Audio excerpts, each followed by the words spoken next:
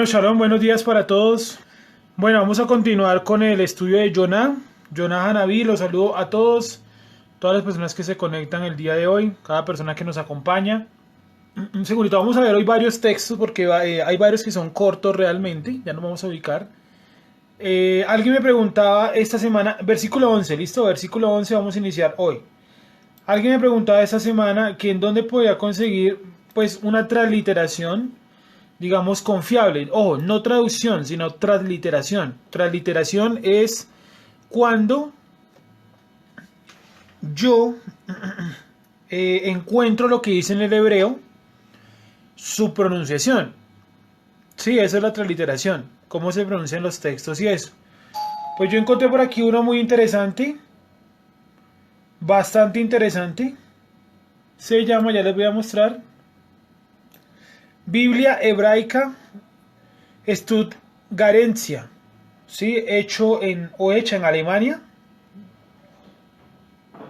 Lo que hicieron acá fue como tal, pues, coger el texto en hebreo y traspasarlo en su pronunciación. Entonces voy, por ejemplo, con Bereshit. Entonces, Bereshit, bara Elohim et hashamayim beet haaretz.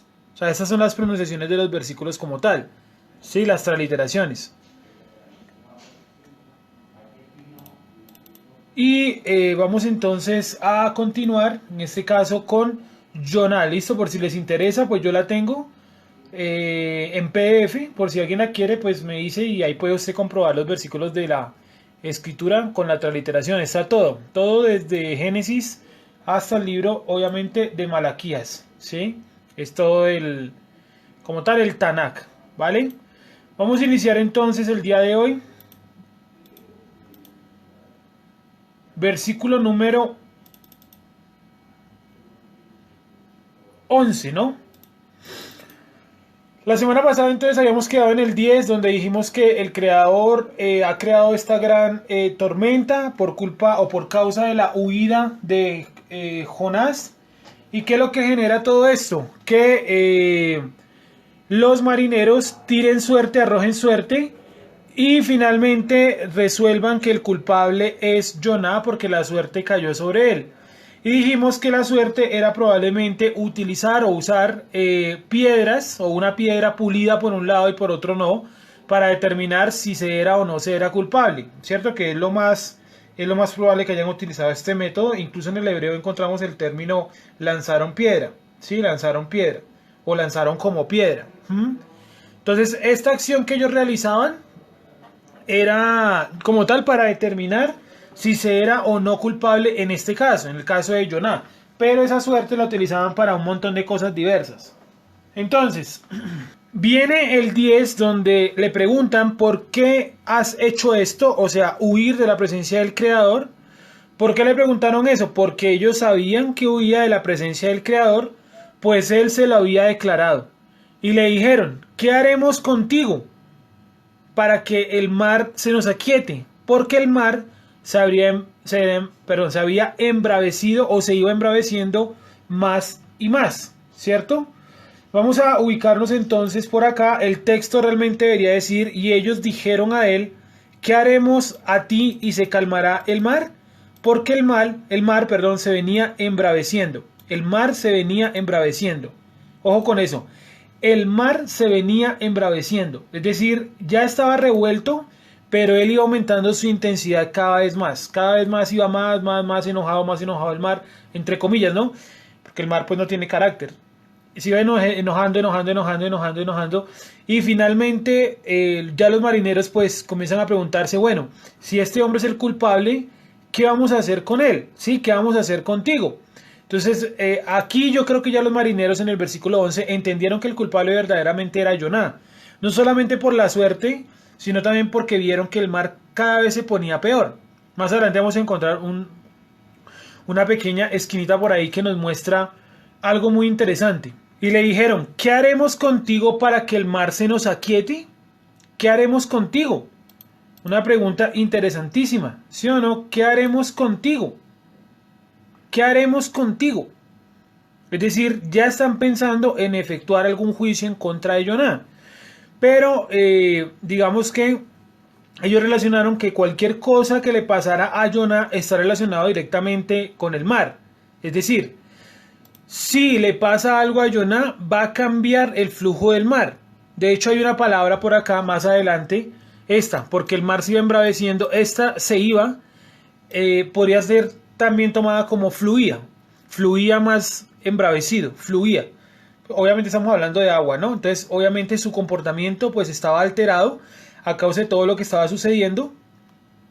¿Y qué generó esto? Pues digámoslo así, que la nave se resistiera a ser hundida. Entonces, y le dijeron, ¿qué haremos contigo para que el mar se nos aquiete? Porque el mar se iba embraveciendo más y más. Él les respondió, tomadme y echadme al mar, y el mar se os aquietará, porque yo sé que por mi causa ha venido esta gran tempestad sobre vosotros. ¿Verdad? Eso lo dice Jonah. Tomadme y echadme al mar, y el mar se os aquietará, porque yo sé que por mi causa ha venido este gran mal. Entonces, digámoslo que en el versículo anterior, en el versículo 11, los hombres, como lo tenemos aquí anotado, los hombres no actúan de manera apresurada, ¿cierto? Los hombres no actúan de manera apresurada porque temen que cualquier acción contra Jonah genere la destrucción total de la nave. Y yo me pregunto nuevamente, ¿seguían pensando que Jonah era un dios? O sea, ¿por qué no se atrevieron a hacerle nada y más bien le preguntaron qué hay que hacer? Esto me recuerda mucho a historias como la Ilíada y como la Odisea, donde los seres humanos tienen interacción con dioses en forma humana e intercambian ideas, y casi siempre esas historias es el personaje o el héroe preguntándole al dios en forma humana qué hay que hacer, cómo hay que actuar. ¿Sí? Entonces siempre se dan algunas soluciones. A colocar el siguiente ejemplo, la historia de Ícaro y de Dédalo, ¿cierto? Dentro de la cultura griega mostraba cómo estos eran héroes, ¿verdad? Quedaron atrapados en una isla por un dios, y para escaparse uno de ellos diseñó unas alas con cera, con plumas y demás. Salen volando, pero él le dice que no puede volar tan alto porque si no el dios del sol, no recuerdo en este momento, puede derretir las alas, ¿sí? Es decir, ellos relacionaban todas las decisiones de su vida directamente con la no afectación de los dioses. Y yo creo que esa pregunta del versículo 11, ¿qué haremos contigo para que el mar se nos aquiete?, precisamente muestra eso. Muestra es una intención o una creencia o una idea de que Jonah es Dios. O sea, aquí todavía no le han creído a Jonah que es por culpa de alguien llamado el Eterno, ¿sí? Sino ellos siguen creyendo por esta preguntica, ¿qué haremos contigo? No preguntan ¿qué haremos con el Eterno? O ¿qué haremos para que el Eterno nos perdone? Dice, ¿qué haremos contigo? ¿Qué haremos contigo? Siguen relacionando todo como si Jonah fuera, repito, una especie de Dios. Cuando nosotros miramos la historia de Jonah, a veces nosotros nos metemos mucho como en la cuestión del pescado y en la cuestión de que él huyó del Eterno.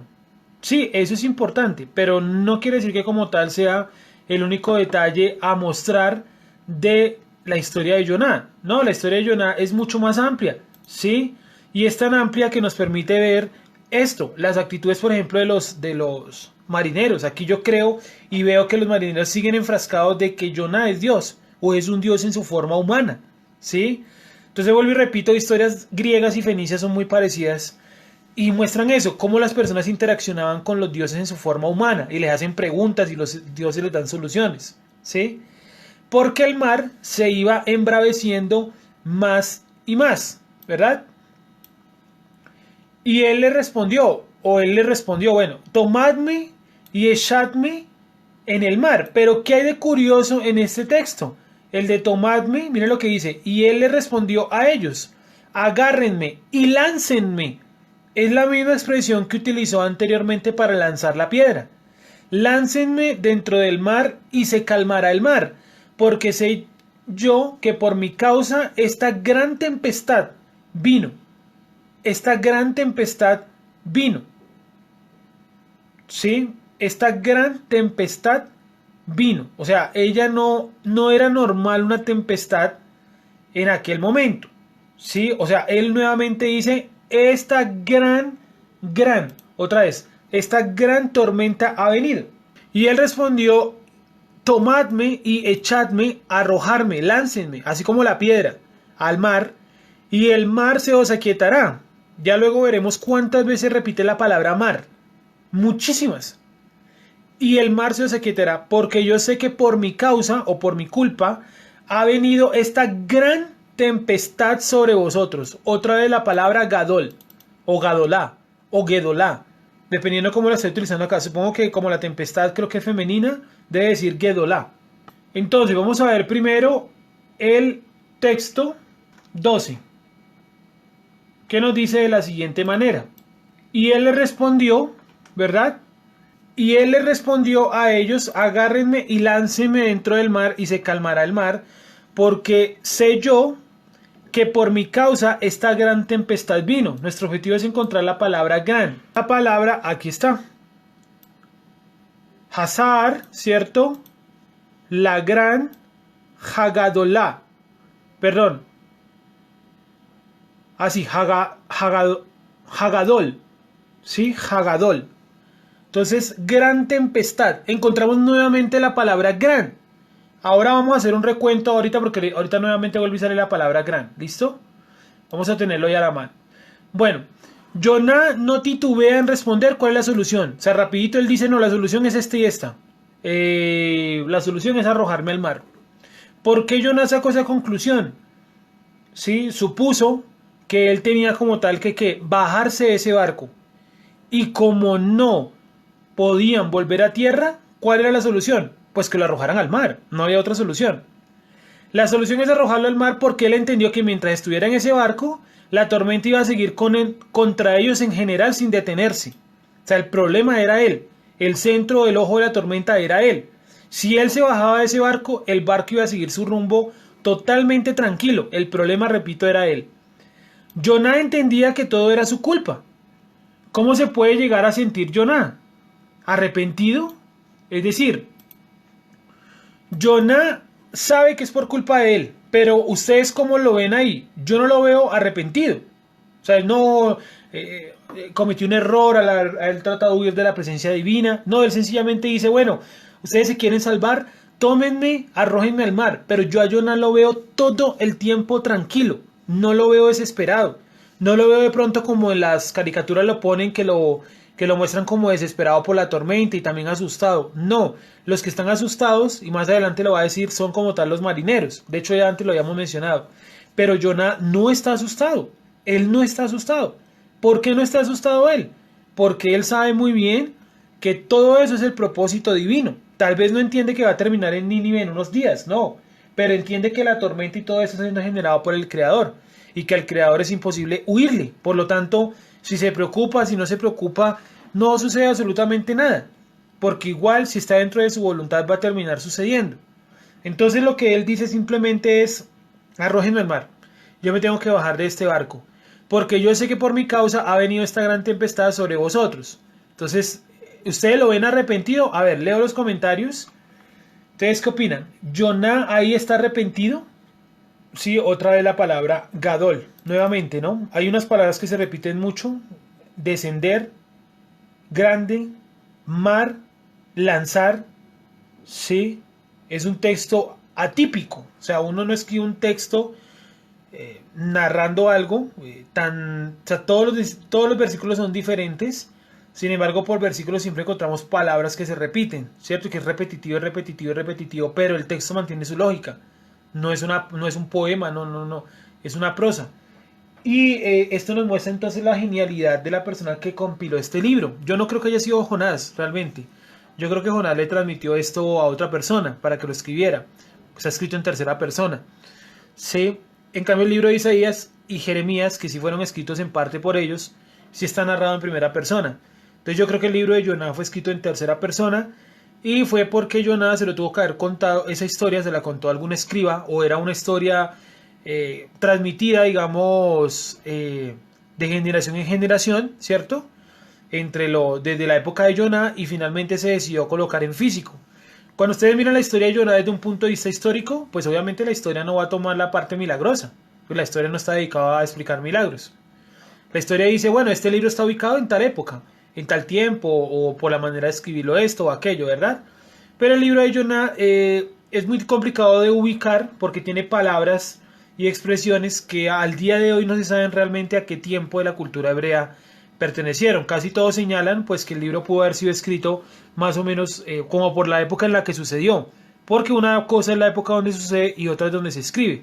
Pero parece que es de la época donde sucedió, basado principalmente en el mismo lenguaje escrito que utilizaban durante el tiempo del rey Jeroboam, que era el que estaba en ese momento durante la profecía de este hombre llamado Jonah. Entonces, como tal, pues se ha ubicado por ahí, ¿vale? Bueno, ya hay algunos comentarios. Nos dice, a ver, nos dice Moisés Rubén Paz que no está arrepentido, o sea, Jonah. Nicole Martínez dice arrepentido no, más bien confiado. Y Nicolás nos dice está muy fresco. Decir arrójenme al mar de una manera muy tranquila no es fácil. Exacto, está totalmente tranquilo. Y yo creo que él había entendido la voluntad divina. Si tenía que morirse, se iba a morir. Y si lo lanzaban al mar, si el Eterno iba a tener misericordia, de alguna manera lo iba a llevar a tierra nuevamente. Así fuera, no sé, en un delfín, en una orca, apareció un barco de la nada, le dio fuerza para nadar, como sea, o lo hubiera transportado, como de pronto a Felipe en el libro de los Hechos, ¿verdad? Cualquier cosa hubiera podido haber hecho el Eterno. Pero aquí veo en esto que en el versículo 12 ya noto a Jonah un poquito preocupado por el bienestar de los marineros. Sí, porque no le dice, no, tranquilos que esto es culpa mía y ya, dice, tomadme y echarme al mar. Pregunta del millón para que también respondan en los comentarios. ¿Por qué Jonah no se arrojó él mismo? Es una muy buena pregunta, es una de las preguntas que más se trata dentro de las lecturas de Yom Kippur. Y ahorita les explico la postura que hay como generalizada en el judaísmo a causa de por qué Jonah no se echó, no se arrojó él mismo. Y después les voy a contar la que yo tengo. Sí, que puede ser diferente a la de la tradición judía. ¿Por qué creen ustedes que Jonah no se arrojó? Dice Juan Camilo, dice, él sabía que era por causa de él. Muy diferente a un arrepentimiento que es algo muy personal. Exactamente, o sea, no hay ahí como un arrepentimiento y lo vemos en el texto que como lo dicen los comentarios anteriores, está muy tranquilo. ¿Sí? Si hubiera estado arrepentido hubiera clamado al Creador. Si no, yo me equivoqué, perdona la vida de estos hombres, no actúes de esa manera, cierto, ten misericordia. Así como de pronto oraron otros cuando se encontraron en medio de un arrepentimiento, como por ejemplo David, cierto, ahora sé que he pecado, en fin, me voy a vestir de cilicio, de esto, de aquello, ¿verdad? Y le dicen, tu hijo va a morir. Y él dice, sí, de todas maneras voy a seguir en un tono de arrepentimiento. O sea, a él no le importó que su hijo ya estuviera destinado a la muerte, porque él se estaba preocupando era por qué, pues por su propia acción. En caso de David, ¿sí? Entonces vemos otros personajes bíblicos que efectivamente sí se arrepintieron y cambiaron su camino, pero en el caso de Jonah no. Él dice simplemente, tómeme y écheme al mar. O sea, si se quieren salvar, están preocupados porque se van a morir, tómeme y écheme. Pero ¿por qué no se tiró él? A ver, ¿qué opinan ustedes? Leo los comentarios mientras que vamos avanzando. ¿Por qué Jonah no se arrojó? ¿Por qué Jonah no se arrojó él mismo? Bueno, continúo mientras que van mirando ahí y escribiendo los comentarios y eso. Entonces, bueno, arrepentido no estaba.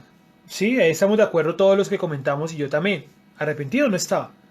Vamos con el versículo 13, mientras que ustedes van pensando por qué Jonah no se arrojó él mismo. Y aquellos hombres trabajaron, dice la versión Reina Valera, para hacer volver la nave a tierra, mas no pudieron, porque el mar se iba embraveciendo más y más contra ellos. Este es uno de los claros ejemplos de versículos donde uno se da cuenta que el traductor lo que hizo fue rellenar eso por todo lado de conectores que no hay en el hebreo. Y entonces eso le altera, no de manera significativa, pero sí altera un poco el texto. Dice, y forcejearon, no trabajaron, aquellos hombres para volver hacia la tierra. Y no pudieron porque el mar se iba embraveciendo contra ellos. Es decir, a medida que ellos forcejeaban la nave, trataban de virarla, de girarla hacia la tierra, no podían. Entonces yo leyendo este pasaje, cuando lo estudié pues ya hace un rato ya, un buen tiempo, me pregunté lo siguiente. Forcejearon aquellos hombres para volver hacia la tierra y no pudieron. Y no pudieron porque el mar se iba embraveciendo contra ellos. Dije, ¿será que estaban cerca a tierra? Es decir, ¿será que era visible a lo lejos o a lo cerca de la tierra? Y mi conclusión es que sí. Entonces dije, bueno, esa es mi conclusión como leyendo el texto, pero tengo que mirar históricamente si hay posibilidad de que los barcos navegasen cerca a tierra. Y encontré que en algunas ocasiones, no en todas, cuando los barcos iban muy cargados, solían viajar cerca a la tierra, o sea, muy cerca a la orilla digamos, del continente. ¿Por qué? Porque les daba temor hundirse y no poder rescatar los materiales que llevaban. ¿Sí? Entonces la eslora, que es como lo largo del barco, tiene por debajo del agua como una especie de paleta. Esa paleta puede flotar, digámoslo así, o sea, que es como la parte de abajo del barco, ¿sí? Estoy hablando la extensión del barco, la parte de abajo del barco es como una especie de gran paleta, ¿sí? Como si yo cogiera una paleta, un trazo largo, como una regla. Esa regla tiene que quedar más o menos para navegar a una buena velocidad a una distancia del piso más o menos a 5 metros. Es decir, realmente una profundidad de 5 metros no es tanto, ¿sí? No es tanto. Una piscina olímpica creo que son como 3,5. Sí, o sea, 5 metros tampoco es tan profundo. Sí, los que han tenido de pronto la posibilidad de nadar en mar abierto, ¿cierto? O lejos de la orilla, saben que 5 metros en la playa no están lejos de la orilla. ¿Sí? Y mientras van mirando ahí, mientras que vamos por aquí, van terminando de escribir los comentarios y eso, les cuento que alguna vez con las personas de la universidad nos llevaron al Parque Tayrona. Y ahí hay una playa donde no pueden nadar hasta muy lejos porque el nivel del mar es muy bajito, o sea, la profundidad es muy poca, ¿sí? Y nadamos y nadamos y nadamos con varios. Llegamos a un punto donde uno podía tocar todavía, digamos, el suelo, el suelo del mar, más o menos hundiéndose como hasta las orejas, más o menos. Pero llegó un punto que nos seguimos alejando y ya uno se metía de cabeza y nadaba y no tocaba el fondo y se devolvía uno pues por falta de, obviamente, de aire, ¿sí? Pero uno miraba la distancia de la orilla y no estaba tan lejos, estábamos por allá unos, ¿qué les digo yo? Por mucho, unos 100 metros, por mucho, ¿sí? Es decir, cabe la posibilidad de que de pronto el barco fuera cerca de la tierra, porque como les digo en el ejemplo, en la historia que les cuento, y según lo que dicen históricamente de los barcos fenicios, solían no navegar tan lejos de tierra por si de pronto se hundían, poder recuperar las mercancías nadando, ¿sí? Y no ser pérdida total. Entonces los hombres forcejearon para volver hacia la tierra. Es como si la tierra estuviera cerca, ¿sí? O sea, usted no trata de volver a tierra si la tierra no está cerca. Usted no va en mar abierto y bueno, me voy a volver para la tierra metiéndole fuerza al barco. No, si ellos están trabajando es porque estaban viendo cerca la tierra, ¿sí? Y forcejearon a aquellos hombres para volver hacia la tierra y no pudieron. Esta frase, volver hacia la tierra y no pudieron, me dio a pensar eso. Dije, quizá la playa, la tierra se veía cerca. Y esto haría mucho más raro la tormenta. Y esto también complementaría por qué arrojar a Jonah. Sí, o sea, Jonah dice arrójenme. Relajado. No porque él se estuviera entregando a la muerte, sino porque estaban cerca de la orilla. Esa puede ser una posibilidad. Cerca de la orilla me refiero a unos 200, 300 metros que tampoco están alejados. A 300 metros se alcanza a ver todavía la orilla. ¿Sí? Y esto haría, como repito, muchísimo más extraño la tormenta. Y yo creo lo siguiente. ¿Por qué los marineros no se arrojaron? Bueno, eso sería como más como un código de honor, ¿no? Los marineros en la antigüedad tienen ese código de honor. El que se arrojaba en medio de una tormenta en área de alejarse del barco era considerado un cobarde, ¿sí? Por eso digamos, los capitanes siempre morían con su barco, porque ellos se hundían con todo y su barco, ¿sí?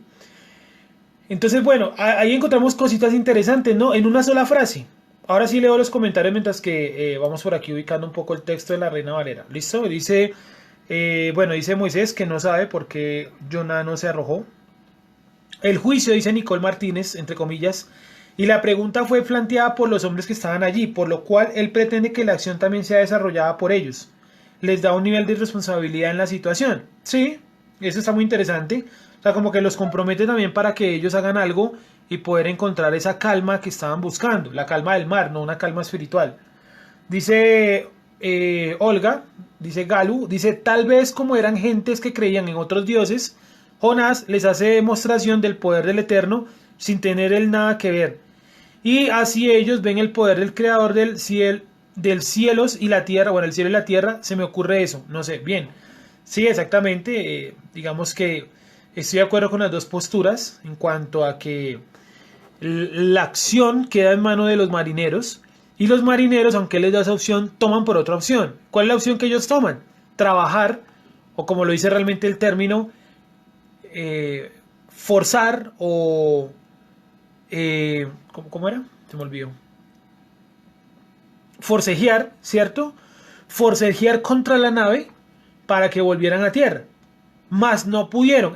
Para hacer volver a tierra me hace entender que estaban cerca todavía. Es lo que les vengo diciendo hace un momento. Más no pudieron. Si no pudieron es porque estaban cerca, pero el agua no permitía su avance. O sea, estaban como estancados en medio de la tormenta. ¿Sí? Porque el mar se iba embraveciendo más y más contra ellos. Tormentas en el mar pueden existir en cualquier parte, desde la playa hasta en la fosa de las Marianas, que es el punto más profundo por ahora descubierto por el ser humano. 13 kilómetros de profundidad. ¿Sí? Entonces se pueden producir unas tormentas terribles. Y yo miraba, por ejemplo, hace un tiempo, un documental que se llama algo así como Barcos y Olas, y muestran las peores tormentas grabadas en barcos. Y no, es una cosa impresionante, o sea, unos barcos gigantescos luchando contra unas olas 40 o 50 veces más grandes que ellos por allá en el Índico, en el Pacífico, en el Atlántico no tanto, principalmente en el Pacífico, sí, una locura. Y yo no me imagino los navegantes de la antigüedad en barcos de madera enfrentándose contra semejantes monstruos de olas. Tuvo que haber sido atemorizante y por eso eran muy respetados, ¿sí? Y en este caso yo creo que era algo de ese estilo. Unas olas impresionantes y una tormenta que estos tipos marineros expertos se asustaron. ¿Sí? Y empezaron fue a orar, ya ni siquiera a tratar de manejar el barco, sino primero trataron de orar.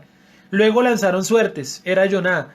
Jonah les dice, arrójenme. Y ellos tratan ahora sí de devolver el barco a la orilla. No quieren asesinar a Jonah, no quieren arrojarlo. ¿Sí? Porque Jonah no se arrojó. El judaísmo opina que hubiera sido contado como una intención de suicidio. O sea, que si él se hubiera salido corriendo y se arroja, digamos, al mar y pues cae ahí, trata de nadar y eso, pero en medio de una tormenta, pues creo que no creo que sea muy posible realmente. Eh, pues hubiese sido contado como un intento de suicidio. Eso es lo que opinan. Y otro le contesta a ese y dice, no, porque no hay un acto más grande de suicidio que yo desobedecer al creador. Es decir, cuando yo desobedezco al creador ya es un acto de por sí suicida. O sea, estoy buscando mi muerte. Y esa me parece interesante. Tiene de pronto algo que ver con lo que vimos anoche en Jeremías. Sí, ¿se acuerdan la historia que vimos anoche, no? La lectura de anoche, que fue la vida o el acontecimiento, el cruce entre Jeremías y el profeta Ananías. Sí, en el libro de Jeremías capítulo 28. Entonces, no habría un acto de suicidio más grande que yo desobedecer al creador. Entiendo esa postura y esa postura me gusta. O sea, no comparto tanto de que él no se arrojó porque era un intento de suicidio, sino yo creo firmemente que, digámoslo, no lo hizo porque puede ser contado como un intento, repito, de suicidio. ¿Sí? Dice, probablemente, dice Camilo, dice la opinión de Radak, que probablemente Jonás hubiese preferido morir que regresar a Nínive. ¿Cómo es? Dice que probablemente Jonás hubiera preferido morir antes que regresar a Nínive. Hubiera preferido morir. O sea, él hubiera preferido morir antes que regresar a Nínive. Sí, sí, estamos de acuerdo con eso, aunque no... Si él hubiera preferido morir, él mismo se hubiera lanzado. Sí, o sea, entiendo la opinión en relacionado en cuanto a la acción de pronto de Jonah, pero digámoslo así que si él hubiera preferido morir, él mismo se tira. Sabe que lo más probable es que va a morir en medio de una tormenta, ¿no? Pues yo realmente nunca he estado en una tormenta, espero jamás estarlo en medio del mar, pero eso tiene que ser terrible, o sea, si no más nadar así, a veces se complica un poquito cuando hay corriente, ¿se imaginan con una tormenta y una gran tormenta? Entonces, vamos a ver de pronto otro versículo acá, miren lo que dice, pero no pudieron porque el mar se iba embraveciendo más y más. Repito, yo creo que estaban cerca a la orilla, tan cerca que trataron de volver. O sea, unos marineros que son expertos no van a tratar de devolverse a la tierra si están lejos. No tendría sentido además. Lo más inteligente cuando había ese tipo de tormentas y eso, era dejar el barco lo mejor asegurado todo para que él se moviera, como lo dije la vez pasada, como una especie de tronco o madera gigante dentro del mar. Es decir, todo el mundo tranquilo, ¿cierto? Y dejemos que pase la tormenta. Más o menos siempre actúan así, pero aquí los hombres están tratando de volver. O sea, si uno lee esto y uno conoce algo sobre navegación, uno diría, no, pues grave error, porque en medio de una tormenta no hay que tratar de volver, porque es su fuerza contra la fuerza de la naturaleza. Obviamente el barco se va a partir más rápido. Ahí es que, ¿qué? Ahí es que tener calma, amarrar todo bien y sentarse a esperar que se acabe la tormenta. Pero si los hombres están tratando de volver es porque efectivamente la tierra está cerca. ¿Sí? La tierra puede estar cerca. Y yo creo que la tierra está cerca y por eso Jonah dice, arrójenme. ¿Sí? No he respondido todavía porque él nos arrojó, él mismo. Dice, arrójenme, porque él sabe que está cerca a la orilla. O sea, la posibilidad de muerte ahí es menor. Y por eso creo que sucede también lo del pescado, o lo del pescado gigante. Uno diría, no es que los pescados gigantes o los seres gigantes del mar están únicamente en las profundidades. Pues sí y no. Algunos tienen comportamientos que salen hasta las orillas y eso. No más miren cuántos calamares gigantes no han encontrado en Estados Unidos, por ejemplo, en la zona de Washington, en la zona de Nueva York. Sí, que son calamares que salen a nadar, digamos, a aguas menos profundas y son arrastrados por las corrientes y terminan muertos en las orillas, ¿sí? O se ahogan con basura. Tenemos, por ejemplo, el caso de las orcas, que las orcas salen hasta la orilla a cazar las focas y los pingüinos y los leones marinos. Tenemos el caso, por ejemplo, de las ballenas jorobadas. Yo, por ejemplo, vimos en la isla Gorgona, vimos unas ballenas jorobadas y estábamos como a unos 30 metros de la orilla. Estábamos en una lancha, en un barco, en una embarcación, y las ballenas jorobadas pasaron ahí cerca a la embarcación, ¿sí? Y estábamos cerquitica de la orilla. Principalmente a los animales grandes les gusta la cercanía, digamos, a aguas menos profundas porque son más cálidas las aguas menos profundas. Entre más profunda es el agua, pues obviamente es más fría. Llega menos el sol, ¿sí o no? Entonces, en este caso, no es anormal que un pez gigante aparezca en agua poco profunda. Dice, a ver, vamos a leer de acá arriba. Dice, Juan Camilo dice, si se lanza, hubiera atentado contra su propia vida, suicidio. Es cierto, eso es lo que estábamos mencionando, que es la opinión como generalizada. Dice Nicolás Bolaños, el pedirle a alguien que me atente contra mi vida no contaría como suicidio. No, es que suicidio es usted mismo, contaría como un asesinato. Es que suicidio es como tal usted mismo. Sí, o sea, que usted mismo por sus propios medios, no es que usted elija a una persona, máteme. No sería como tal un suicidio, porque suicidio es de su propia mano. 14. Entonces clamaron al Eterno y dijeron, te rogamos ahora, Eterno, que no perezcamos nosotros por la vida de este hombre, ni pongas sobre nosotros la sangre inocente, porque tú, Eterno, has hecho como has querido. Pero vamos a mirarlo en la versión más aproximada. Dice, y clamaron al Eterno y dijeron, te pedimos ahora, Eterno, te pedimos por la vida de este hombre, y no pongas sobre nosotros sangre inocente, porque tú, oh Eterno, hiciste como te plació. Me causa curiosidad lo que dicen, te pedimos ahora, o sea, están desesperados. Te pedimos por la vida de este hombre, o sea, ellos no piden por su vida, piden por la vida de Jonah. Creo que siguen creyendo que Jonah es un ser divino. Dice, te pedimos ahora al Eterno, te pedimos por la vida de este hombre, y no pongas sobre nosotros sangre. Y aquí quiero hacer un alto, un parón. Hay un elemento muy importante,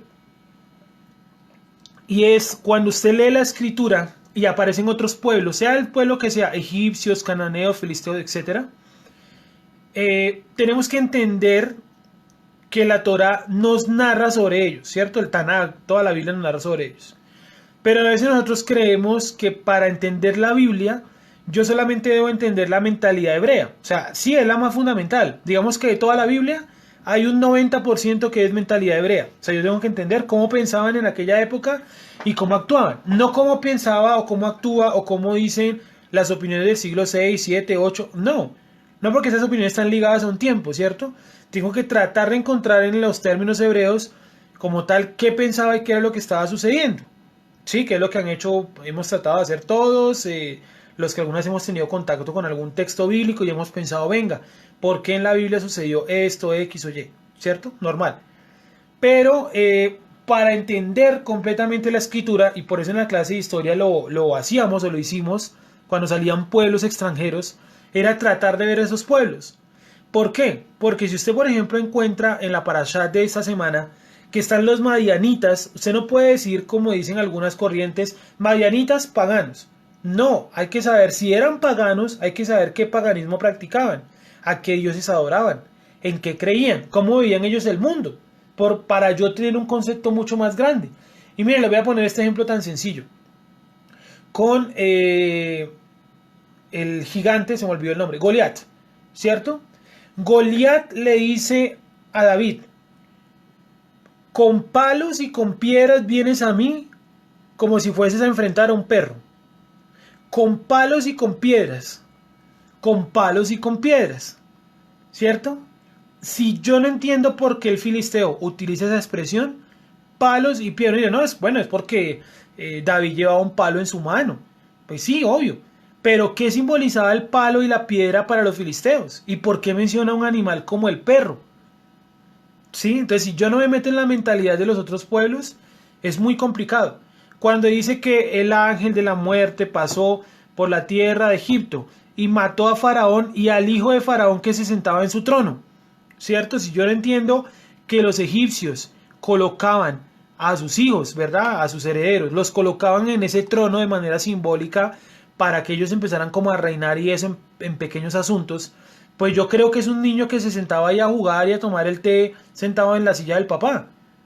Sí, porque no me metí en la mentalidad y en el conocimiento de la cultura egipcia. Entonces yo creo que lo que sucedió, pero al revés, cuando los pueblos de la antigüedad, todos los pueblos de la antigüedad sabían que el salvador del mundo tenía que nacer de una mujer virgen. Eso lo sabían todas las culturas de la antigüedad. ¿Cómo lo sabían? Supongo que era un conocimiento que había venido directamente desde Adán, Eva, los prediluvianos, Noé, y pasó luego por los hijos de Noé y finalmente llegó hasta esos pueblos que surgieron de los hijos de Noé. Y cada uno hizo su propia versión, su propia historia, su propio cuento, donde una mujer virgen tenía un niño. ¿Sí o no? Es decir, ellos no se metieron dentro de la mentalidad hebrea, la mentalidad de Noé, la mentalidad de Adán, la mentalidad de Lamech, de todos los prediluvianos, no. Sino que lo que hicieron fue tomar el relato de una mujer virgen que iba a tener un niño y lo convirtieron, según su acomodo, en un dios. No interpretaron la historia que les habían dado con un contexto hebreo. ¿Sí? Entonces lo mismo sucede. Cuando yo no entiendo la mentalidad de los fenicios, y yo no entiendo por qué estamos viendo a los fenicios, si estamos hablando de Joná, ¿cierto? Si yo no entiendo qué era Jope, y por qué Jope era un puerto fenicio, y por qué los fenicios tenían una colonia en Tarsis, es muy complicado que yo pueda entender todo el texto. Sí, conclusión. Para yo tener un contexto, un concepto mucho más amplio, tengo que por obligación meterme en la mentalidad de los pueblos que compartieron tiempo y espacio con el pueblo de Israel. Porque si yo leo la vida de Yeshua y yo no me meto en la mentalidad romana, ¿cómo funcionaba el mandato romano? ¿Por qué en una noche se turnan a Yeshua entre Herodes y Pilatos? ¿Por qué el libro de Mateo empieza narrando que cuando reinaba en Jerusalén o en Judea, no sé quiéncito tetrarca, ¿cierto? Y no sé quiéncito regente, ¿cierto? Se me olvidaron los nombres, Adrián, bueno, coloca los nombres ahí. Yo difícilmente voy a entender de qué estoy hablando. Sí, o sea, yo tengo que meterme en la mentalidad del pueblo que está ahí. Y creo que uno de los libros que más ayuda o nos mete en ese contexto de la mentalidad del otro pueblo es el libro de los Macabeos. Porque el libro de los Macabeos sí escribe a detalle qué creían los griegos, cómo se comportaban, qué hacían. Mientras que libros como por ejemplo el libro de Esdras no nos cuenta qué practicaban los... a ver, me olvidaron los nombres. Los persas. Sí, no nos cuenta qué creía Ciro el Grande. Porque era considerado el rey de reyes. Porque era considerado Dios de dioses, Señor de señores.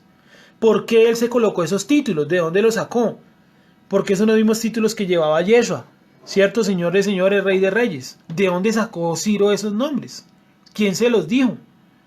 ¿Quién se los contó?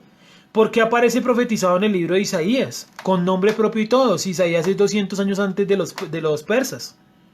¿Sí? Entonces, si yo no me meto en la mentalidad de los pueblos, es muy complicado que yo pueda entender los contextos hebreos. Porque aquí, por ejemplo, estamos viendo una amplia influencia fenicia en el relato. Para empezar, los marineros probablemente hayan sido fenicios, por el punto de partida y por el lugar hacia donde van. Y por lo que nos dice la historia, que casi todos los navegantes del Mediterráneo en aquella época eran fenicios, tanto que hasta llegaron a América. Sí, hay unas piedras en Brasil que se llaman las piedras fenicias, y usted encuentra unas piedras por allá en medio de la Amazonía, talladas con fenicio antiguo, y la traducción es: nosotros somos de la flota de Hiram, rey de Fenicia, y nos perdimos por un gran viento. Se cree que esos hombres todos fueron devorados, entre comillas, por la selva, por no decir por los indígenas.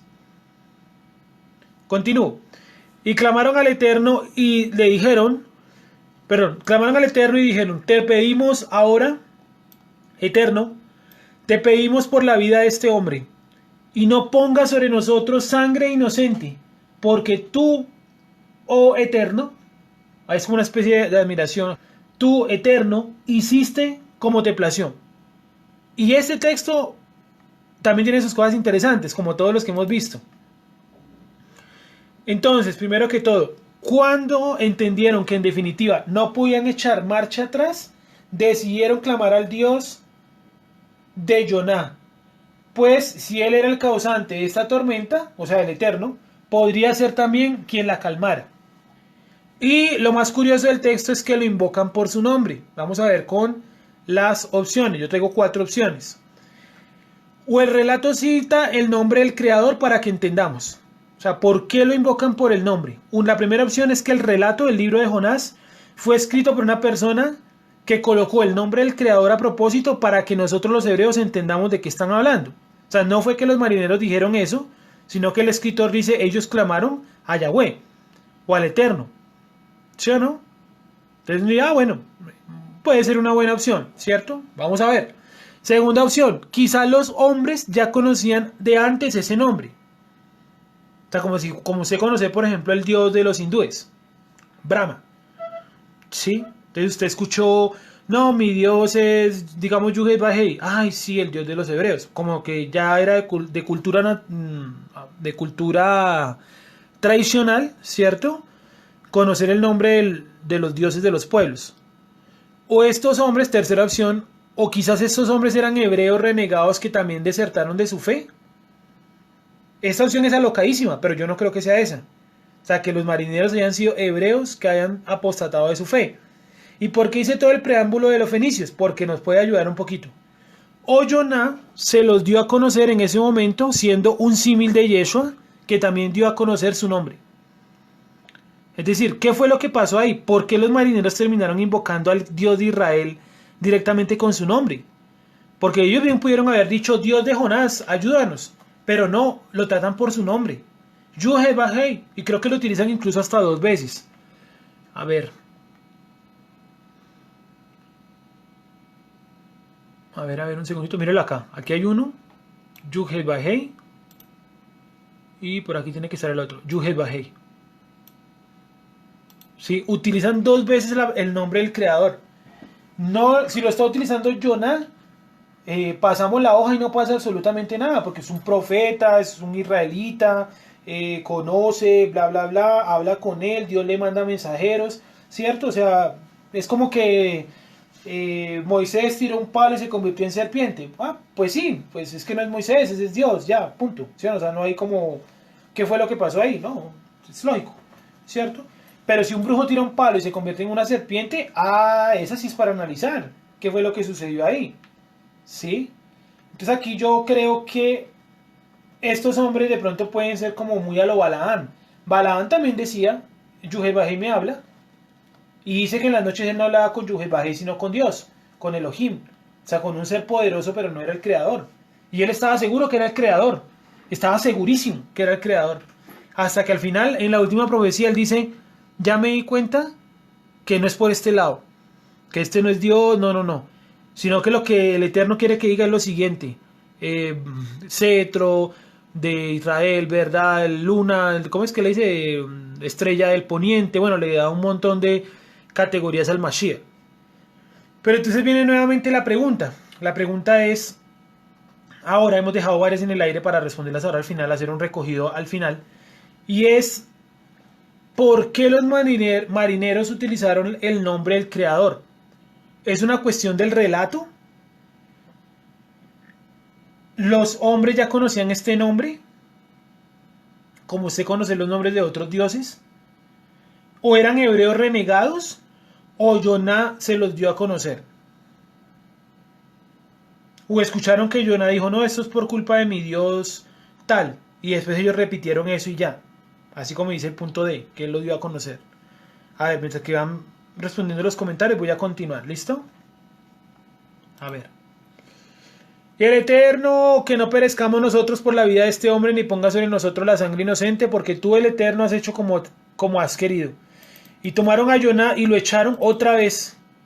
Otra palabra que se repite. Echaron otra vez. Lo arrojaron, como la piedra. O sea, vengan y arrojemos piedra. Arrojaron la piedra. Arrójenme al mar. Y luego lo arrojaron al mar. O sea, llevamos 4 veces la misma expresión. Y el mar se aquietó de su furor, de su ira. ¿Sí? O sea, lo tomaron y lo echaron. Y temieron aquellos hombres al Eterno con gran temor, otra vez la palabra gran, y ofrecieron sacrificios o sacrificio al Eterno e hicieron votos. Ofrecieron, creo que no dice ningún tipo de sacrificio. A ver, un segundito, comprobamos por acá.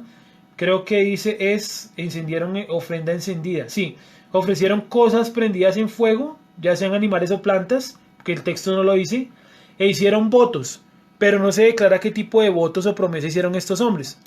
Algunos, bueno, dicen que de pronto se convirtieron al judaísmo. Bueno, ustedes saben cómo es eso del judaísmo, que trata de meter en la conversión por todo lado. De hecho, en la paracha de esta semana tratan de meter en la conversión, ¿no? Que es lo que trataban los hermanos ahorita en Instagram, que decían que el judaísmo opina que el primer converso al judaísmo es Jetro. Pero un segundito, ¿cuándo Jetro hizo la conversión al judaísmo primero? Y segundo, ¿dónde estaban los judíos o Judá involucrados ahí con Moisés? O sea, ¿por qué hacen esas mezcolanzas tan bravas? Y uno lee en todos los portales lo mismo. En un portal mesiánico lo mismo. El primer converso al judaísmo es Jetro. No, no podemos seguir repitiendo lo mismo que dijeron en la Edad Media, ¿verdad? Tratando de colocar el judaísmo por encima de, digamos, cualquier otra posibilidad de tribus dentro de Israel. Sí, además no tiene sentido. ¿Cuál conversión? ¿Sí? Si es que Jetro, antes de que entregaran la Torah, él hace un sacrificio. O sea, él conocía ley. Conocía algún tipo de ley que había en ese momento. Sacrificó animales kosher, obviamente. Además de eso, le trajo la revelación a Moshe de colocar jueces. Eso no se lo reveló Satanás, o no fue que él se estaba fumando un bareto y entonces eso le generó la inteligencia para formularle eso a Moisés. No, si era porque él era conocedor. Cada vez nosotros pensamos que el pueblo del Eterno son solamente los 600.000 tipos que salieron de la tierra de Egipto. O creemos que el único pueblo de Israel son los judíos. No. ¿Sí? Dice el extranjero que habita contigo. El extranjero que habita contigo. El extranjero que habita contigo. ¿Cierto? ¿Cuántas veces lo repite? Un montón de veces. ¿Sí? Bueno, continúo entonces. Entonces la pregunta es, que creo que por aquí alguien ya respondió un segundito. Camilo dice, en mi opinión personal, estas personas habían escuchado del Dios de los hebreos para poder tener un concepto, o sea, de su nombre. Exacto, sería una de las opciones, creo que la opción número 3 que colocamos por acá, que estos hombres, perdón, la 2. Quizás los hombres ya conocían de antes este nombre. Sí, estamos ahí de acuerdo, puede ser una opción. Así como usted y yo conocemos los nombres de los dioses de otras culturas, que ellos también conocieran el dios de los hebreos, pues cómo se llamaba. Sí, digamos que haría parte de lo normal. Tomaría la postura de que ellos ya conocían el nombre de dios hebreo, igual que conocían el de otras culturas. Cuando hay situaciones muy difíciles, a ver, Cuando hay situaciones muy difíciles, las personas suelen clamar a cualquier deidad, sea el Dios de Israel o sea el Dios de las otras culturas. Sí, estamos de acuerdo, o sea, es muy parecida a la que nos dice también Camilo. Esta última era la de Nicolás. ¿Listo? O sea, que ellos ya conocían el nombre de antes. Y creo que por eso lo relacionan rápido. De las cuatro, a mí también es la que más me suena. Porque, por eso les decía que más adelante les iba a mencionar a Irán, el rey de los fenicios. Irán, el rey de los fenicios, fue muy amigo y le prestó naves, barcos a Salomón para traer el oro desde una tierra llamada Ofir, que algunos dicen que es la Ribera Maya, aquí en México, aquí en América, exactamente en México. Entonces que ellos traían de la tierra de Ofir, creo que eran algo así como 666 lingotes de oro. ¿Sí? El número es 666, eso sí estoy seguro. 666. Dice, y el peso del oro que Salomón tenía de renta cada año era 666 talentos de oro, no lingotes, sino talentos. ¿Sí? Esto está relacionado con las partes del templo, 666. Y por eso dice que el número de la bestia es el 666. O sea, no es que usted le vayan a tatuar un 666 en la frente. No, no, no. Es que el anticristo está relacionado a un templo. Esa es la señal. Su comportamiento, su culto, relacionado a ese culto que él va a venir a montar. No a un chip, no a un número en la frente. ¿Sí? Lo que pasa es que a veces tenemos mucha conspiración de origen cristiano. Como tal, la señal del 666 tiene que ver es con el templo que él va a construir. O sea, con el culto que él va a montar. Para que un chip, si es que el chip usted se lo puede quitar y ya está, no tendría gracia. Ay, me coloco el chip. Ay, no, este man es el anticristo. Me quito el chip. No, porque es que es algo de comportamiento. Una vez que se empieza a adorar a ese ser, es como usted o yo, que adoramos a una cosa, o a un Dios, o a una idea de Dios, ¿verdad? A una cultura, etcétera. Y si un día vamos a suponer que eso se cae al piso, supongamos que no es así, pero supongamos que no resultó ser verdad, pues es muy complicado que usted que usted se arranque de corazón o que usted se arranque de golpe todos los comportamientos que usted tenía en esa religión. Es como cuando usted era cristiano y usted celebraba la Navidad o X o Y cosa. Quitarse eso toma su tiempo, porque no es algo externo, es algo interno. El chip es algo externo, como siempre el cristianismo pensando en cosas externas. Esa marca es algo interno y está relacionado es con el culto a él, ¿sí? Con el culto a él y está relacionado con esto, con el templo. Por eso las partes del templo y del tabernáculo casi todas suman en su gematría 666. Por ejemplo, la frase Arca de la Alianza, que en este momento no me acuerdo cómo se dice, Arca de la Alianza tal cual, pues creo que Aaron HaKodesh, ¿no? O hay otro donde lo llama Aaron Brija Aaron, algo así. ¿Sí? Esa expresión suma 666. La menorá también suma 666. Que yo les dije a algunos, miren, esos son los números que equivalen los valores dentro del tabernáculo. 666 por todo lado. 66666, sí. Entonces, vamos a continuar. Es para que lo tengan ahí en cuenta. Entonces los fenicios eran muy amigos de los hebreos y de seguro en ese intercambio cultural conocían muy bien los hebreos en qué creían. Así como usted es cercano aquí, por ejemplo, nosotros los colombianos somos cercanos a los venezolanos. Y sabemos que muchos de ellos no son ni siquiera católicos, sino que practican la santería. A María Leoncia, las tres potencias, ¿no? María Leoncia, el negro Felipe y se me olvidó el otro. Pues creo que San Gregorio, ¿no? Entonces, esas tres potencias son las creencias de la mayoría de los venezolanos. Y ellos vendrán acá y dirán, no, los colombianos son muy marianos, creen en la Virgen María y en Jesucristo. ¿Sí o no? Usted conoce más o menos las culturas vecinas. Los fenicios y los hebreos eran culturas vecinas, por lo tanto, es muy probable que se hayan como tal intercambiado ideas y conocimiento y yo saber cuál era el dios de los fenicios y ellos saber cuál era el dios de los hebreos. Tranquilamente eso puede suceder. ¿Listo? Dice Camilo, dice, para considerar, cuando Moisés fue a liberar al pueblo hebreo de los egipcios, ese pueblo hebreo conocía el nombre de Dios. Detalle para tener en cuenta, exactamente. Ellos ya conocían ese nombre, que fue lo que explicó la vez pasada don Nelson, cuando decía, ¿acaso por este nombre no me he revelado a ellos? ¿Sí? Jonás, capítulo 1.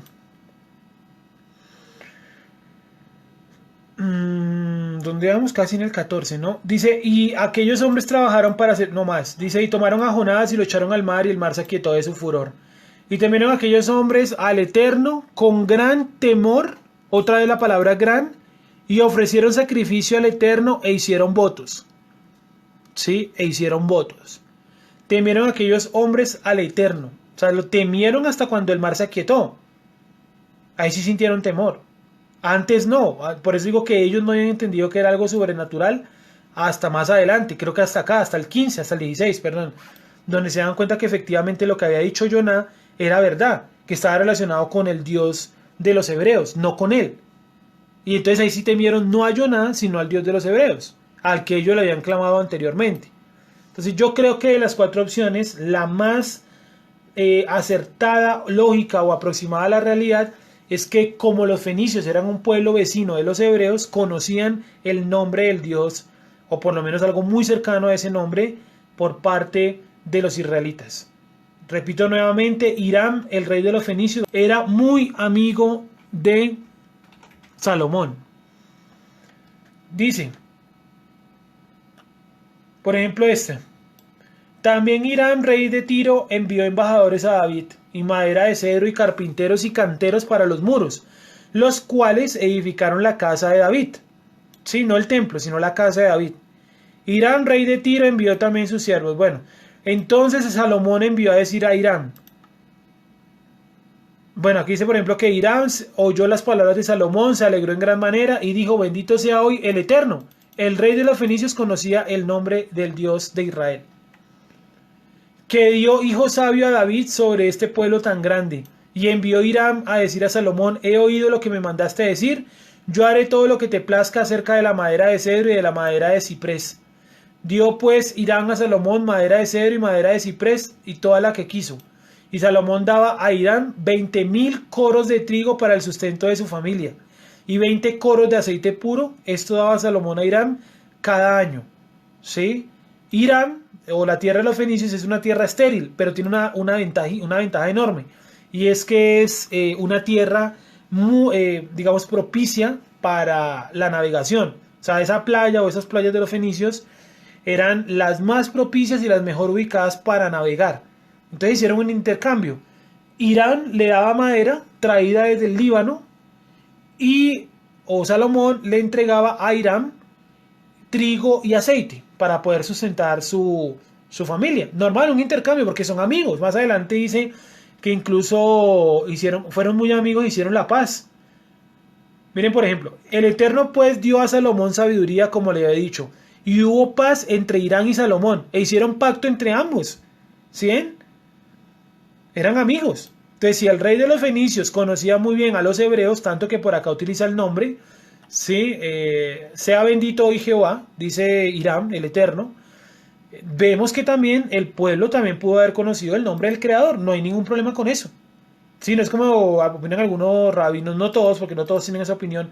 Es que el nombre del Eterno solamente le ha revelado ¿cómo se llama? Al sumo sacerdote, y cuando salía como tal del tabernáculo, del templo, se le olvidaba el nombre. No, eso es algo muy... Eso no es como tal aprobado por el Tanakh. O sea, el Tanakh nos muestra otra cosa. Y es que hay gente de otros pueblos que conoce ese nombre. Así como lo decíamos ahorita, lo decíamos en los comentarios, uno conoce el nombre de otras culturas, de los dioses de otras culturas, normal. Sí, de pronto se lo pronuncia mal, de pronto no es Ganesha, sino Ganesh. Sí, pero es muy cercano a lo que ellos rezan o a lo que ellos creen, ¿vale? Entonces clamaron al Eterno y dijeron, te rogamos ahora al Eterno que no perezcamos nosotros por la vida de este hombre. Pero ya dijimos que realmente pues la redacción es esta, y clamaron al Eterno y le dijeron, te pedimos ahora, Eterno, te pedimos por la vida de este hombre, porque ya habían decidido pues lanzarlo al mar. Y no pongas sobre nosotros sangre inocente, porque tú, Eterno, hiciste como te plació. Porque tú, Eterno, hiciste como te plació.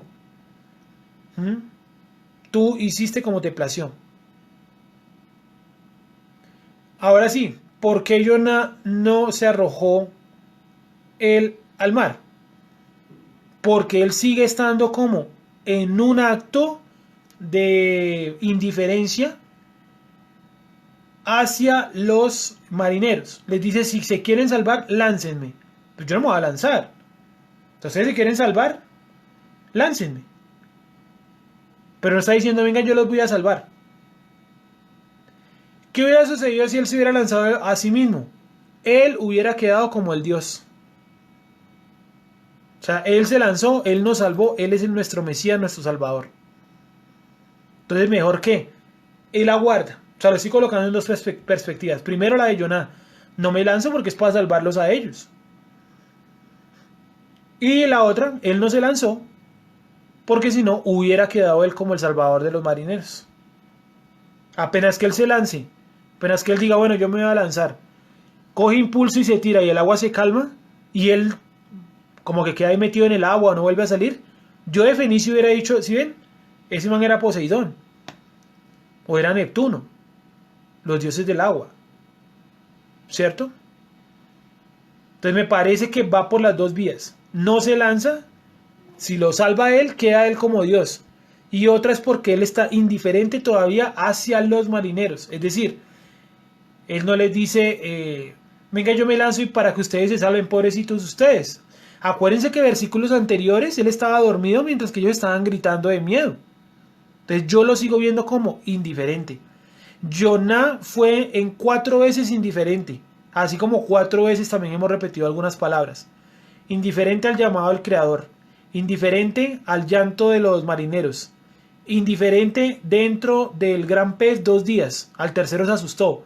Y por último, indiferente en la ciudad de Nínive. Si él fue y predicó. Dijo, listo, ya prediqué. Ahora me voy a sentar a esperar que usted destruya la ciudad. Indiferente. ¿Y qué le dice el Creador? ¿Acaso no tendré misericordia de Nínive, la gran ciudad, en la cual habitan personas, cientos y miles de personas y también animales?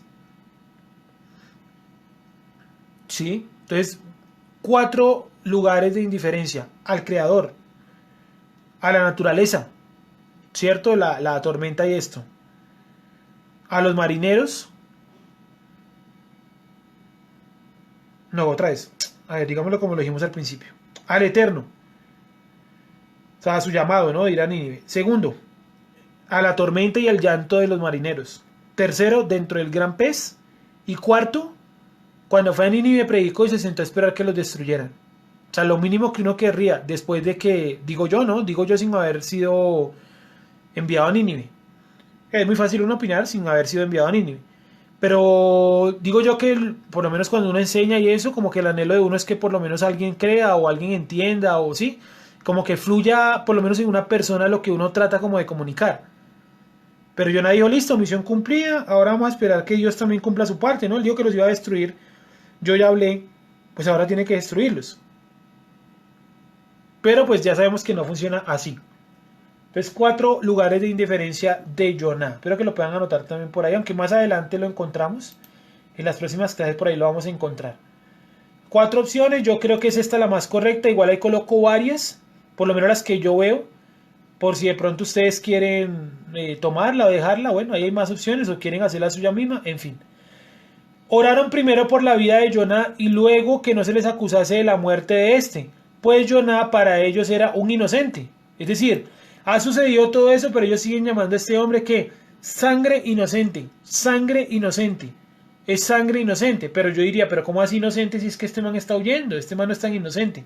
Pero porque siguen teniendo en su idea que él es un Dios que, en su forma humana. Porque tú, el Eterno, hiciste como te plació. Y dice el 15. Y ellos tomaron a Jonás y lo arrojaron dentro del mar. Lo arrojaron dentro del mar y cesó el mar de su ira. Y los hombres temieron grandemente al Creador, con temor, y ofrecieron sacrificios al Eterno e hicieron votos. Aquí nuevamente encontramos la palabra Gedolá. Quiero solamente señalársela, miren acá. Gedolá, que significa grande. Aquí es grande, pero ¿qué es grande acá? El temor al Creador. Ellos sintieron grande temor. Entonces vamos a recapitular las veces que aparece grande. Primero que todo, la gran ciudad. Segundo, el gran viento. Tercero, la gran tormenta. Cuarto, bueno, entonces viene así.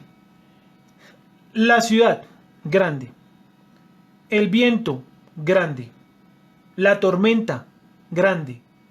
Temieron grandemente cuando se enteraron que él iba a huir, o que él estaba huyendo.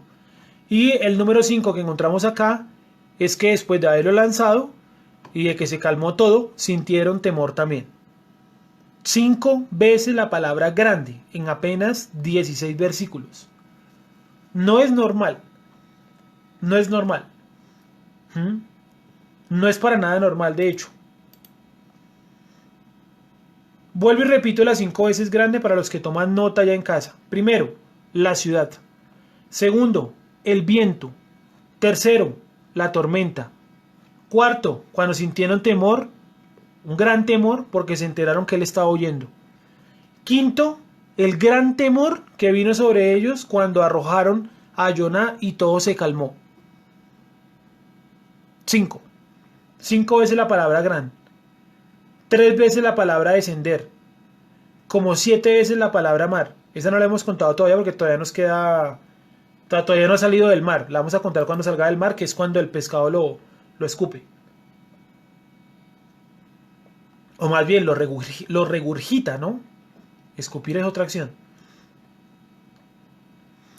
Dice, y los hombres temieron grandemente al Eterno con temor, y ofrecieron sacrificios sobre fuego, o bueno, sacrificios que era sobre fuego, al Eterno, e hicieron votos. ¿Qué tipo de votos pudieron haber hecho? De pronto no haber seguido en la idolatría.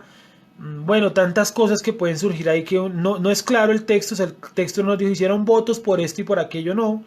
Y se hicieron votos. De pronto de no volver a cometer algún acto que estaban cometiendo en secreto. De pronto relacionado a la idolatría, como les mencionaba ahorita. De pronto relacionado al barco. ¿Sí? De pronto de no tomar por esas aguas. Alejarse de ese punto porque pues, era un voto que ellos estaban haciendo ahí al Creador. En fin. Bueno, hasta ahí de pronto tenemos alguna opinión. Todavía no hemos terminado, pues todavía nos queda media hora. Pero de pronto alguien tiene alguna opinión, alguna pregunta, alguna duda hasta ahí. Vamos a hacer ahora como la retroalimentación de todo esto para poder tener una idea mucho más clara. Bueno, vamos a empezar entonces con la lectura final, como la parte de la retroalimentación, ya que hoy vimos harto. No leí el 17 para terminar el capítulo 1, porque en algunas partes el 17 hace parte del capítulo 2.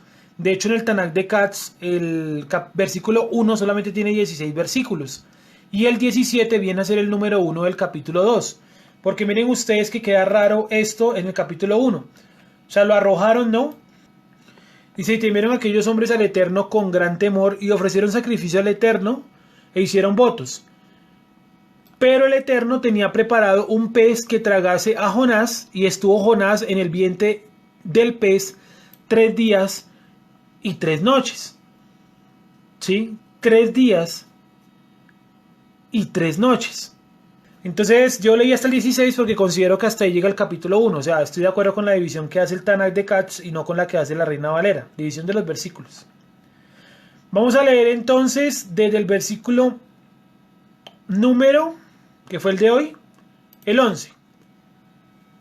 Pero vamos a leerlo como les he dicho en esta versión que tenemos acá, que es como la que hemos podido ir armando, mirando varias, el Tanakh de Katz, mirando Sefaria, mirando el hebreo, mirando los significados del Strong, de 3 diccionarios más.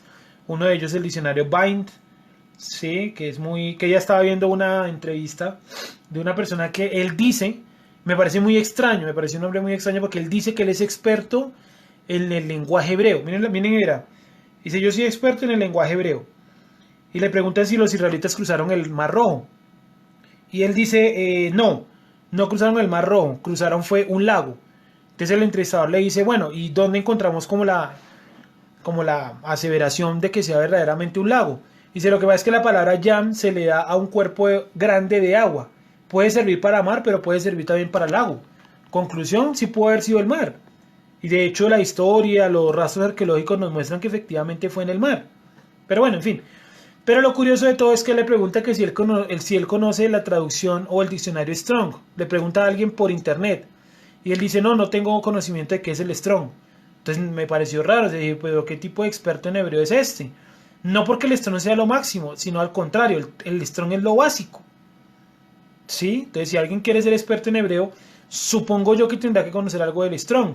Y le preguntan por el bind, que es como un poquito más avanzado que el strong. Y él dice, no, tampoco lo conozco, entonces no entiendo. O sea, no entiendo cómo es que se autodenominó experto en el hebreo. Sí, él dice, por ejemplo, que Yahweh, que ese era un dios que tenía forma de toro, según él. Que era un dios egipcio, no sé dónde sacó eso, porque he leído sobre las creencias egipcias y el dios de los egipcios, el toro, se llamaba era Apis. No veo por qué él dice que Yahweh. Bueno, en fin, gente que verdaderamente estás como confundida, ¿no? Dice, y le dijeron, vamos a leer entonces, ahora sí la retroalimentación, ¿sí? Dice entonces, y le dijeron ellos a él, ubíquense en el 11 ahí de su texto, y le dijeron ellos a él, ¿qué haremos a ti? Y se calmará el mar, porque el mar se venía embraveciendo. Y él le respondió a ellos, agárrenme y láncenme dentro del mar, y se calmará el mar, porque sé yo que por mi causa esta gran tempestad vino. Y él le respondió a ellos, agárrenme y láncenme dentro del mar, y se calmará el mar, porque sé yo que por mi causa esta gran tempestad vino. Un barco de esos, una medida, bueno, los barcos variaban mucho de su tamaño, pero por lo general estaban por encima de los 12 metros de alto. Será una eslora, una parte, un casco bastante alto. Normal, digamos, para las embarcaciones de aquellos tiempos. Y él le respondió, agárrenme, bueno, láncenme en el mar, porque sé yo que por mi causa esta gran tempestad vino. Entonces aquí dijimos en el versículo número 11 que ellos se preguntan qué harán con él. O sea, aquí ya están diciendo, sí, este tipo como que tiene la razón. No solamente la suerte ha caído sobre él, sino que como que efectivamente todo esto está relacionado directamente con su accionar de haber huido. Y la única manera de calmar el mar, que se está poniendo cada vez peor, es mediante hacerle algo a él. Él les dice, bueno, yo le preguntan, bueno, ¿qué vamos a hacer con usted? Porque imagínense, miren cómo está el mar. Y él les dice, fácil, tómenme y láncenme dentro del mar, y se calmará el mar, porque sé yo que por mi causa esta gran tempestad vino. Y forcejearon a aquellos hombres para volver hacia la tierra. Es decir, él les dice, bueno, la solución es tirarme al mar. Pero ellos no toman esa solución de golpe. Ellos primero tratan de hacer volver el barco a la tierra, que yo creo que la tierra estaba cercano. Porque unos marineros expertos en medio del mar no van a tratar de acercarse a tierra cuando saben que están a kilómetros del mar. No tendría sentido además. Vamos a tirar hacia tierra. Pues yo de marinero hubiera dicho, pero ¿no es como más fácil tratar de seguir navegando? Porque imagínate volver a tierra, quién sabe cuántos kilómetros estaban. Porque yo creo que estaban cerca a tierra. Creo que las navegaciones sucedían cercano a la playa, a las playas. Principalmente por lo que les digo que los fenicios navegaban de esa manera por si tenían algún hundimiento, algún naufragio, poder recuperar los materiales nadando. Y no pudieron, porque el mar se iba embraveciendo contra ellos. En esto se basan los comentarios judíos acá, contra ellos, de que la tormenta era exclusivamente contra ese barco. O sea que todo estaba a su alrededor tranquilo, excepto alrededor de ese barco. Sigo. Y clamaron al Eterno y dijeron, te pedimos ahora el conocimiento del nombre del Creador, porque los fenicios eran muy cercanos a los hebreos. Te pedimos ahora, el Eterno, te pedimos por la vida de este hombre, y no pongas sobre nosotros sangre inocente, porque tú, Eterno, hiciste como te plació. Y ellos tomaron a Joná y lo arrojaron dentro del mar, y cesó el mar de su ira. ¿Por qué no lanzaron ellos a Joná? Bueno, ahí dimos algunas opciones, algunos también dieron sus comentarios. Yo creo firmemente que él no se lanzó él mismo, porque él todavía está en una etapa de indiferencia en cuanto a los marineros. Porque como tal, lanzarse él mismo al agua, ir a salvar a los marineros, pero él no sabía si él iba a sobrevivir o no. ¿Sí? Diferente es que lo hubieran lanzado. Por lo menos yo no tuve la culpa de que me lanzaran. Y la otra es que si él se lanza y el agua se calma, él hubiera quedado ahí sí como Dios. Calipso o Neptuno o Poseidón, cualquiera de esos dioses del agua. Entonces, y ellos tomaron a Jonás. Este tomar es como no a la fuerza. O sea, no fue como que, uy, lo cogieron a la fuerza, a la brava. No, no, no, lo tomaron y ya, como que lo alzaron. O sea, este tomar es pasivo, no es agresivo, no es el tomar de sacudir o zarandear. Cuando dice, por ejemplo, que a Yeshua los fariseos lo tomaron y que lo sacudían. Sí, ese sí es un sacudir violento, este no. Este es lo tomar. O sea, Jonás se dejó coger. Y lo arrojaron dentro del mar y cesó el mar de su ira. Y los hombres temieron grandemente, ahí vamos, nuevamente grandemente, al Eterno, con temor y ofrecieron sacrificios al Eterno e hicieron votos. Pero yo veo algo aquí para terminar en este versículo, algo interesante. El 16.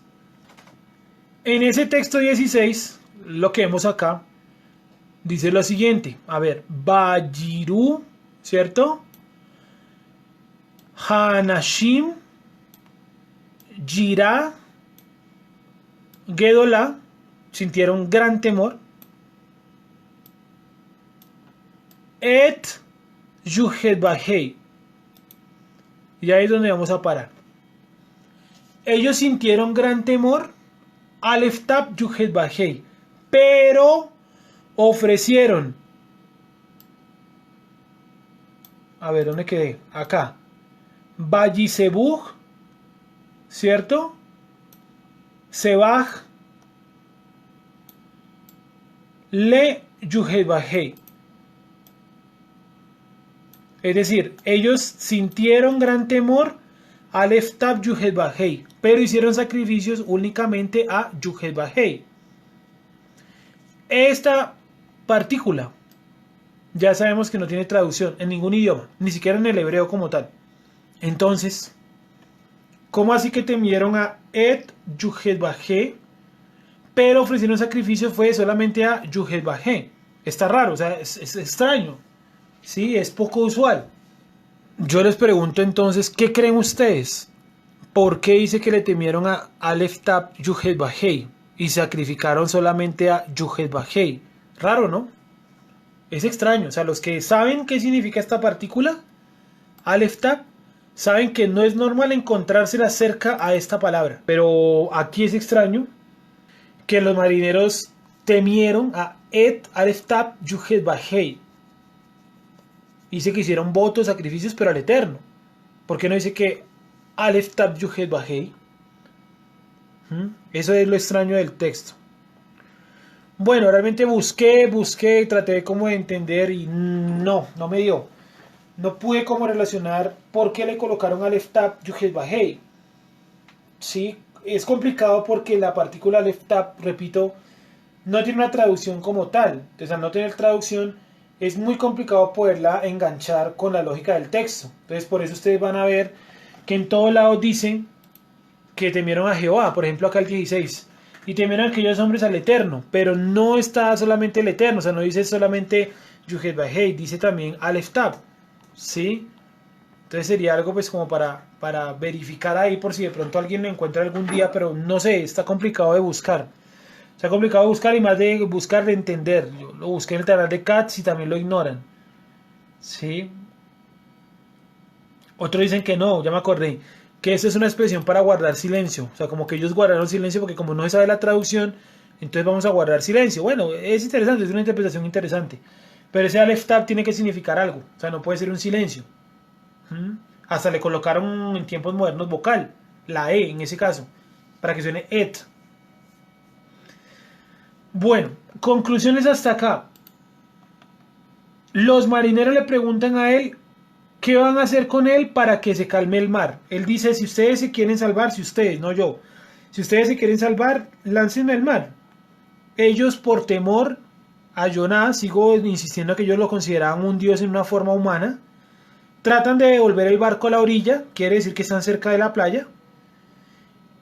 Cuando se dan cuenta que no pueden, oran y te pedimos por la vida de este hombre. No arroje su sangre inocente sobre nosotros. Lo toman y lo arrojan al mar. El mar se calma. Y los hombres tienen otra vez gran temor. Igual que lo habíamos mencionado pues al principio, ¿no? En el versículo 10 donde empezamos. Que ellos tenían gran temor. ¿Qué podemos también concluir así a nivel general? Yo veo algo interesante del libro de Jonah, incluso creo que lo anoté por acá. Sí, cuando las cosas van mal por desobedecer, todo se puede poner peor. Es decir, vemos en todo el libro cómo hay una seguidilla de cosas que va cada vez peor. Empieza un gran viento, termina en una gran tormenta. Los marineros sienten miedo y terminan teniendo gran miedo. Luego no solamente no se está partiendo el barco, sino que además de eso no pueden volver a la orilla. Tienen temor porque no saben si ese man es un dios humano, ese man quién es. Tienen temor, están todos enredados con esa situación.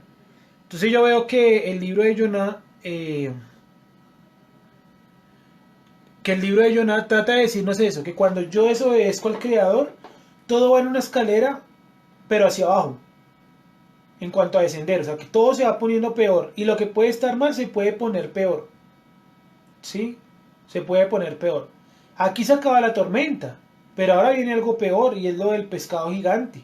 O sea, cuando yo desobedezco, una cosa me lleva a otra, pero peor, en descenso, en descenso, en descenso. Ahora él descendió o fue arrojado del barco.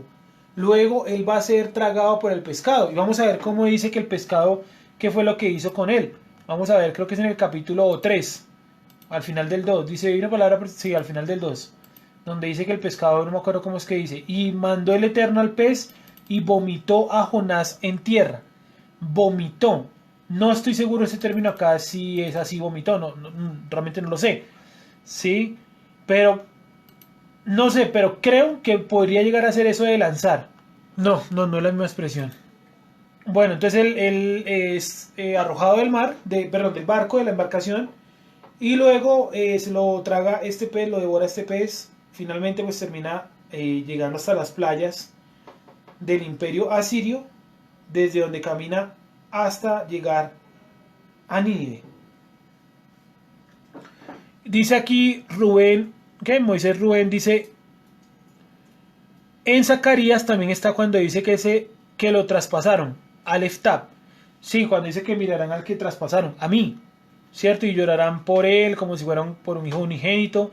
Exactamente, creo que Zacarías capítulo 12, ¿no? O capítulo 10, versículo 12. Está por ahí.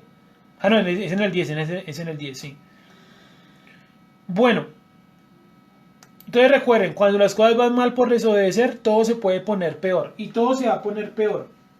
Todo se va a poner peor. ¿Por qué Jonah nos arrojó el mismo?